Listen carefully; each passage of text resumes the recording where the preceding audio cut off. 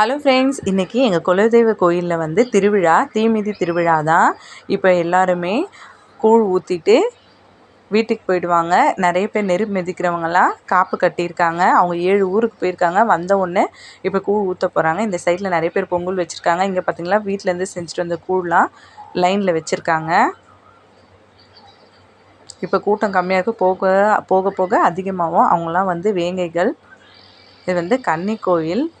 இங்கே நான்வெஜ்லாம் கிடையாது. காரக்குழம்பு, முருங்கைக்கீரை, கூழ் தான். நைட்டு தீமிதி திருவிழாவுக்கு பிரசாதம் அந்த சைடில் செஞ்சிட்ருக்காங்க. இங்கே வந்து கோயில் கூழெல்லாம் ரெடி பண்ணிகிட்ருக்காங்க. வீட்டிலேருந்தும் செஞ்சு கூழ் எடுத்துகிட்டு வருவாங்க. கோயில்லையும் கூழ் செய்வாங்க. இப்போ வந்து நெருப்பு மிதிக்கிறதுக்காக காப்பு கட்டின எல்லாருக்கும் இங்கே வர வச்சு சாமி அவங்க மேலே வர வச்சு உத்தரவு கேட்டுட்டு தான் கூழ் ஊற்றுவாங்க.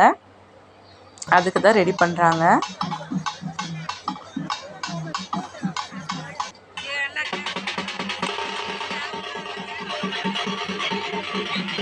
பாருங்கள், இப்போ காப்பு கட்டின எல்லாரும் வந்துட்டாங்க.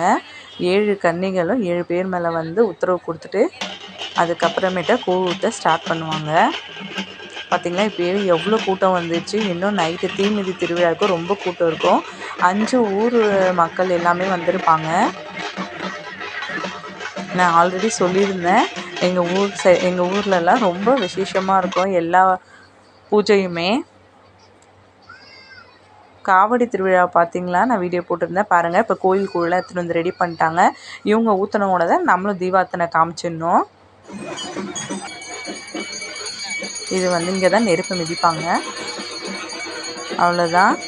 இப்போ எல்லோரும் தீபார்த்தனைலாம் காமிச்சிட்டாங்க பாருங்கள். கோயில் கூழெலாம் குடிச்சிட்ருக்காங்க.